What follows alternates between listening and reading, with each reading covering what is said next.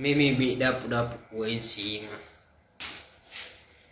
Ati ka Oromoodhaan gorsuu barbaade jiru. Uummanni Oromoo uummata ati gorsituu miti. Uummata beekamtii ati naa kannaa follow naa godhaa, like naa godhaa, share naa godhaa, subscribe YouTube kiyya naa godhaa jettee ati gorsituu miti. If beeki Oromoon hawaasa jabaa beekumsaa fi dandeettii sirriitiin si madaalu ka namoota amma dura turanis madaalaa ture beekamtiis kannaafii ture.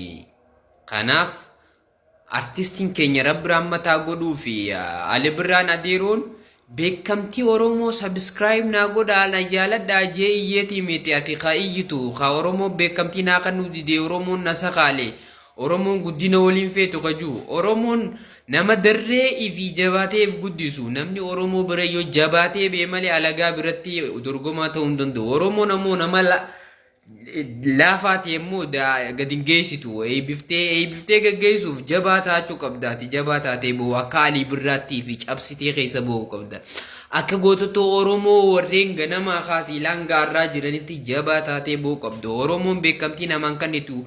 Oromoon wal sakaaltiin jiin Oromoon waliin sakaaltu. Oromoo bira qormaanni jabaadha. Qormaata jabaa keessa baateetti beekamtii harkattu. Follow fi like Oromoon arrabsin sitti hime. Warri waan kana gootan yaada kana babal'istanii jirtan irraa gabbu'aa. Oromoon beekamtii akkamitti akka namaa kennitu ni beekti.